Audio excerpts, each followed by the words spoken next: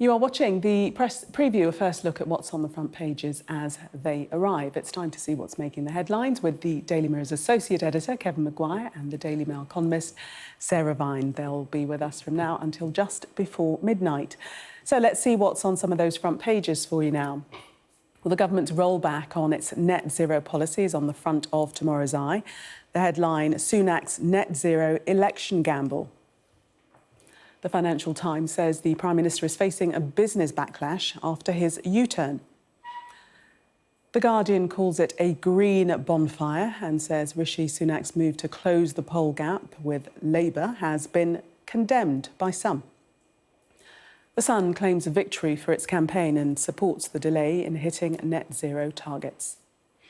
The Express describes the Prime Minister as honest over the UK's net zero commitments.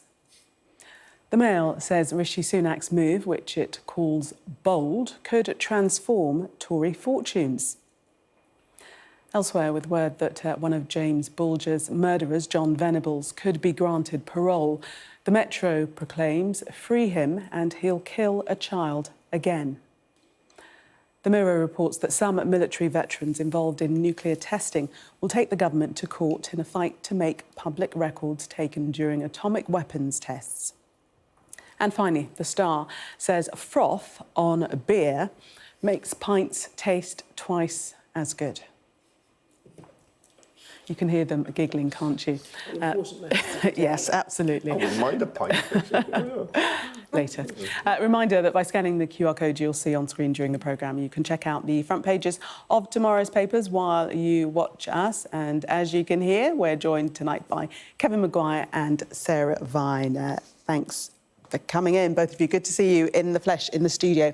Let's start with The Guardian. I did hear you sniggering as I was going through the papers there, Kevin. Green bonfires, PM Rose back on net zero targets. Yeah, there's nothing like a panicky press conference by a Prime Minister after a leak. Was it panicky? Yeah, because he was going to make the speech on Friday. They had to bring it forward because of the leak last night.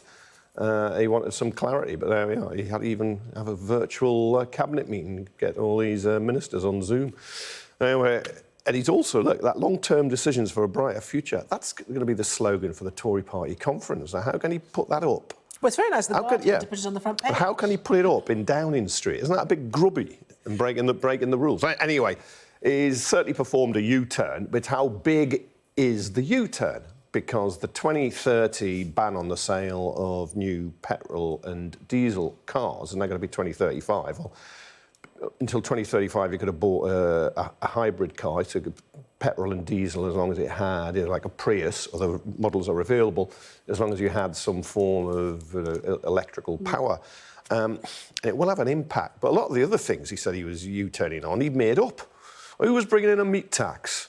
There wasn't a one proposal, 7 containers for you recycling. I was confused about the thing where you had to share a car with a number of people in your vehicle. Yeah, but he was inventing. I didn't know those things were going to happen. Doesn't he know his party's in power? He's the Prime Minister, little Rishi. I think that you're being a bit disingenuous. I think you are. I think that. What, more than usual? But I mean, he had to do this because a lot of this stuff was leaked to the BBC, wasn't it? So he had to do the conference today. But actually, I think this is the first time we've seen Rishi really take control of the agenda, I think, because I feel like until now he's almost been sort of fixing other people's messes and just sort of chasing his tail to try and catch up. This feels like this is something that he's doing, he wants to do. He's got quite a clear vision, and he's also parking his tanks on Labour's "We're the party of the working people" lawn, as it were, because obviously these, the main criticism of all of these measures is that they're happening too fast and that people can't afford them because, you've got to replace your boiler, it's £10,000. What he's just done, he hasn't really shelved anything. He's just stretched the timeline a little bit to allow people a bit more time. By 2035, they will probably be quite a decent second-hand market in electric cars. It will be cheaper and easier for people to get hold of them. There's one now, actually. It's coming. So I think it's quite a wise and clever idea, and I think that he is now finally feels like we're getting a bit what Rishi wants. What's interesting about this from a sort of political geek point of view is, of course, it's the absolute opposite of what Boris Johnson wants. So again, there's that sort of internal I think he's Tory misjudged the public tension. mood, actually. Do you? There was a poll for, it was Channel 4, sorry, another station, which showed 3 times as many people were less likely to vote Conservative because of this than were more likely to vote because of this. I think if he's got this idea, everyone up north who's working class is, dragging their knuckles and doesn't want the planet saved and cleaner energy, cleaner cars. I think he's wrong. Is there any merit, though, in the argument that British people are suffering more in terms of green aspirations, and therefore slowing it down gives them a chance to catch up, and it doesn't hit people's pockets so hard so soon? How are we suffering now? The cost of living is, but where we've suffered... To replace the boiler is £10,000, a lot of money. But you don't have to replace it unless your boiler's knackered, and you could have had a new gas one for years to come, and then it would work for another 10 or 20 years. This idea, he's almost created the impression that you'd get to, say, 2030, and your car, if it was petrol or diesel, was going to be impounded and squeezed in a compressor into a little metal block. Look, people are being hurt because since 2015 there's been an effective ban on onshore wind turbines. I think there's only been 20 getting planning approval when that is cheap electricity. It's the cheapest electricity. So going green and growth, as Boris Johnson actually go hand in hand. And it's better in the long run. It's rather like people get electric cars. Are you saying that Boris Johnson was right, Kevin? Well, look, stop clock is right twice a day. I think on this, he agreed with wiser people. And look, in electric cars, people who get them, all of a sudden, you're not spending a fortune filling it up with diesel or petrol. Yes, but your journeys are staggered because you've got to recharge and you can't go very far. But anyway, on that point... What if you've got a range of 250 miles? It depends on the electric car people drive 250 It depends on the electric car you get. Mining lithium, which is what you need for the batteries, is very bad for the environment. Yeah, no, there's no doubt. Very bad. Well, the other point of an electric car... We don't do it. We make other people do it for us. An electric car, you take out the internal combustion engine, so you're not burning a fossil fuel, but most of the electricity generated in the UK is coming from fossil fuels, gas and petrol. So you're basically just shifting the emissions to a big power station. Let's take a look at the eye, and they've very helpfully coloured Rishi Sunak in green. green. Like Shrek, so we know what we're talking I think about. he's a bit more of a donkey, isn't he? But what they're saying is that this is sparking Tory fury, that he's going against backbenchers and possibly even some ministers by this. So he, as to what you were saying earlier, that he's really putting his tanks on the lawn and standing for what he wants to bring in. Yeah, the Conservative Party's split on it. Unquestionably, he needs to show... I think he's doing what he should do, which is to show leadership. If you're the Prime Minister and you're the leader of a party, at the end of the day, people need to get in line, otherwise you can't possibly... you can't run a party if you've got them. And the problem with the Tories is they're always split, and they're always infighting, and they're always destroying their own. And they're always destroying their own success. And I think that he needs to now show resolve and strength and determination, and this is his decision, and he should just stick to it, stick to his knitting.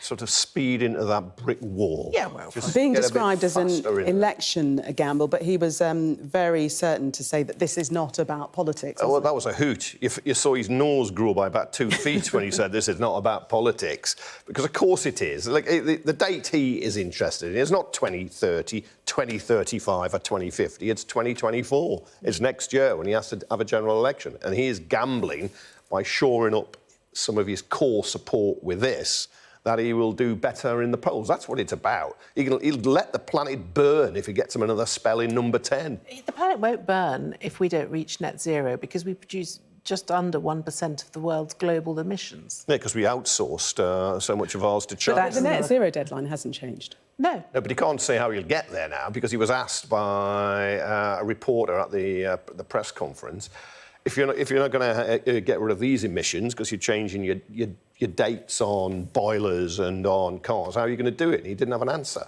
Because, of course, he hasn't got... I mean, he's just done this on the back of an envelope, hasn't he? That's it. I think you've probably spent a little bit more time on it than that, Kevin. I don't think you've got any evidence for that, have you? Come on. Let's take a look at some of the other papers. The Telegraph is just coming in, so you might not have that there, but they're talking about, as was the mainstay of that speech, trying to save the public from the pain in their pockets. You could actually... Sunak denies public net zero gain.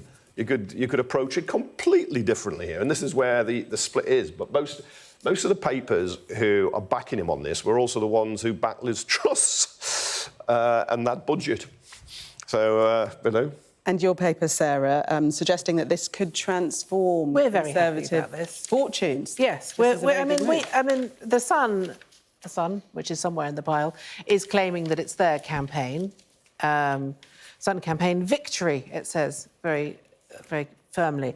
But the Mail has been very sceptical of all of these measures, and so I think we feel that this is quite a good solution. But pitching it as a battle, PM takes on eco-zealots in bold move. Yes. Well, Zach Goldsmith is very cross. Oh, yes. And he's threatening to vote Labour, which I'm sure will make a big difference. I think he can't, because he's a peer.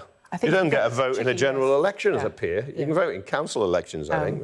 But, you know, that's the problem with... I mean, the word pragmatic has been used a lot. And you know, the thing is about politics is you have to be pragmatic, because you can't please all of the people all the time. You just have to do what you think is right. And if he is doing what he thinks is right, then... either people will either like it or they won't, and that's totally their prerogative. He shredded all the government reports that said actually this will be a gain. He has, because he's denied the evidence. Now the Sun have got him, and they claim a victory, which is fair enough. They got him filling up the car. That car, I think, is the one in Sainsbury's he had to borrow from a member of staff, so it was smaller than his own, and then he couldn't pay for the fuel because he didn't know how you could tap a card on a reader. I mean, I do think there it's pictured in the Sun. He's pretty clueless on all this. He's never really believed in the environment, despite the fact he's got a rather nice bit of North Yorkshire as his constituency. How's he going to deal with the business backlash? The FT is looking at that point, and we've heard tonight from Ford not happy. Ford apparently are not happy, but I suspect that, I mean, it's a 5-year delay. I mean, it's in the grand scheme of things, it's quite a short period of time. Yeah, but they plan sort of 10 years in advance, don't they? Because you've got to re-equip all your lines. I think there are some Tories, and I wonder if he is one of these, because he was an investment banker, he was a casino capitalist, he would spin the wheel and try and make lots of money, but he's not in industry. No. And industry will be hit because car companies do, as you say, have to plan far in advance. And as the boss of Ford said, he wanted the government to have ambition, commitment and consistency. A relaxation of 2030 would undermine all three. The British car industry is incredibly important. It's under pressure because of Brexit. And I think changing like this so quickly, and it's a dilemma now for Starmer, because if he says, right, well, if we win this time next year, we'll revert to 2030, then...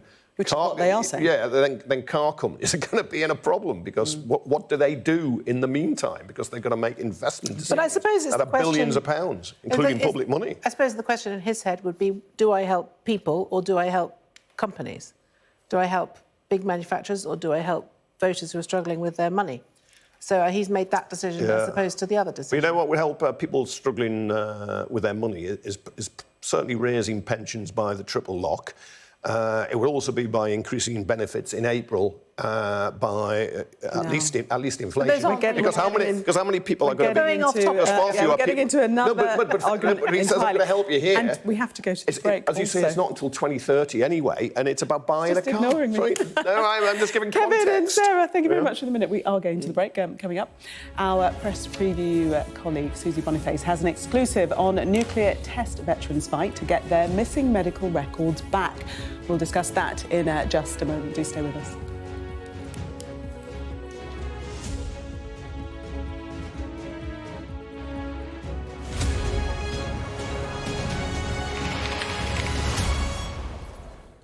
You are still watching the press preview. Still with me, Kevin Maguire and Sarah Vine.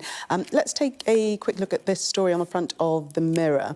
And it's exclusive by Susie Boniface. Newt's Test veterans are launching a last-ditch court battle to end a 70-year MOD cover-up. Kevin, take us into the story. Yeah, my colleague Susie's very tenacious on this, some would say obsessed. But it is the fact that test veterans, nuclear test veterans, 50s and 60s used as guinea pigs for Explosion Britain's programme. They and their Australian counterparts, and also what were called in official papers natives, Aboriginal peoples, are going to take legal action to get access to medical records. We were told there weren't any blood test records, but some have emerged from the atomic weapons establishment. So they're now having to crowdfund to get the money to take the MOD to court. They shouldn't have to do this. You shouldn't be fighting this battle. But they've been denied compensation because they were told there was no evidence linking what happened to them, to face nuclear explosions and terrible illnesses, and including in kids and grandkids down the line. And Sarah, had it not been for the tenacity of Susie Boniface, that this story might not be seeing the light of day. She has really been. She has really been at it, and I think it's a really important story. I think how old are these veterans now? They're quite old, aren't they? Because it was the 50s and 60s. There were, I think it was 22,000 of them at the time. Their ranks are thinned every year, and it's appalling. They haven't had the truth. And certainly not getting justice. They deserve it. Let's move to the, which paper is it in? The Metro and the Royals' visit to France. Their three-day state visit, which started today. Lovely photo of all four there. And I'm not sure if they're probably still dining, or they're at the Palace of Versailles. I have to say the menu looked quite dyspeptic. I hope King Charles has got his Rennies. It was quite a lot of I don't lobster. know what was in the menu. Oh. It was blue lobster and blue crab, lobster? blue lobster and crab, and then the second course was chicken marinated in champagne, obviously. Isn't he a greedy, messy eater? He's quite a fussy eater. Yeah, he's quite a fussy eater. Call it fussy, I'll call it greedy. But yes, it's a proper state banquet, and then there's a lot of cheese, and then there's there's a lot of cheese. There's a pudding that apparently Lady Macron. Lady Macron? Is she Lady Macron? Have I just made that up? I think you've made that up. I think that she looks like Mrs. Macron had requested. I like the way they've coordinated their outfits there. Yes, they do. Crowds were a bit thin, weren't they? What would you Midweek expect? is the first day. Yeah, they haven't got the pulling power of his mum. No. Queen Elizabeth. Well, it is a different time. And Macron did famously say at the passing of Queen Elizabeth II that there is only one queen. She was the queen, so it's a different It was snubbed to Camilla, that wasn't it? But, we've got a good picture on the front of the Daily Mail of her looking quite sort of Beyonce, with her hair flying off. In the wind, we have It's very windy. It was very windy at the reception, and all of the guests arrived and were very wind blown. Sarah and Kevin, thank you so much.